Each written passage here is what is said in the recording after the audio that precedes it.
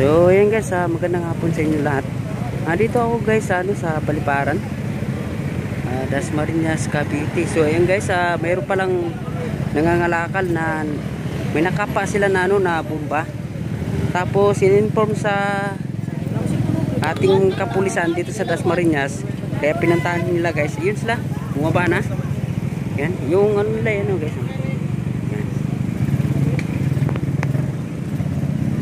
So ayan guys, yung mga ayun merong bato kasi doon na pinapaikutan kasi meron daw bomba.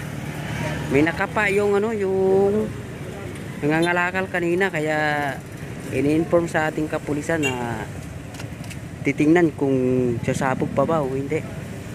Yun. Ayan guys, sa baba bali medyo malayo. Nandito kami sa sa may tulay. Yan, maraming tao.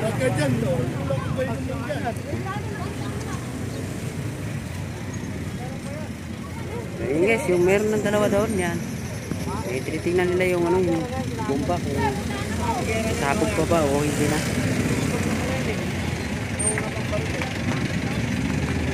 Dito lang guys, sa Paliparan, Dasmariñas, Cavite. So yan, yung dalawang mga squad nila.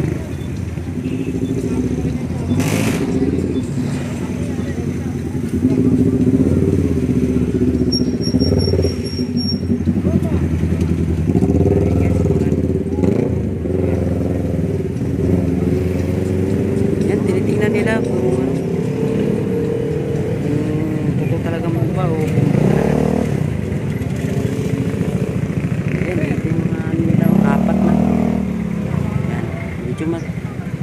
dumating ako, nakita ko na may dumating na ako kapulisan.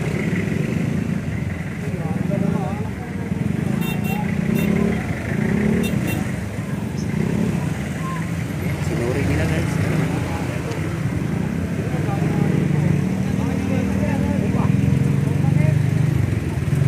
Dito malayo na. Dito kami sa atas ng tulay guys. Yan. Tulay ng tulay ng Paliparan, tapos ito naman tulay ng Victoria. Yun, nandun pa yung dalawa. Medyo isusum lang natin para makita natin dito ba.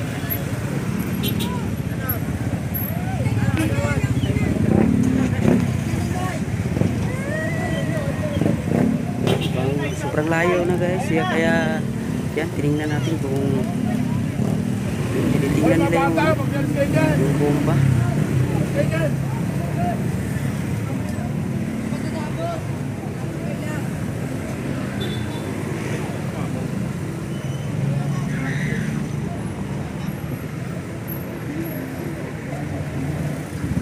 So kanina guys, may nangalakal pala, tapos nakapa ng kalakal, kaya natakot, may nakita daw siyang bomba, kaya in-inform sa ating kapulisan dito sa Dasmariñas. Kaya yun, at tinignan nila kung sabog pa ba o hindi.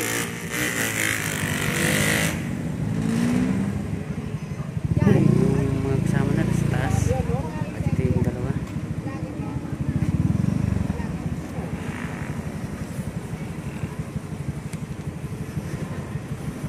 Nakuha na lang.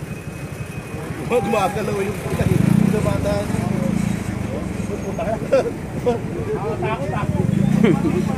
Ayan, so yun guys, nandito ako sa taas ng tulay. Kapag dumadaan kasi yung mga truck, muga.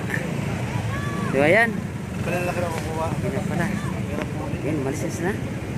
Ayun lang nakuha nila guys, maliit lang pala, parang kasing laki lang ng baso.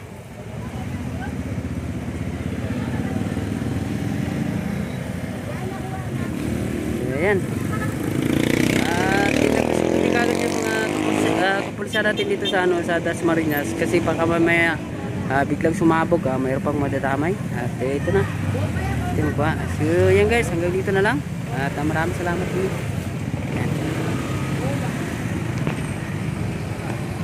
Ayan, ito sa yan. Maraming salamat. Bye, hanggang dito na lang guys.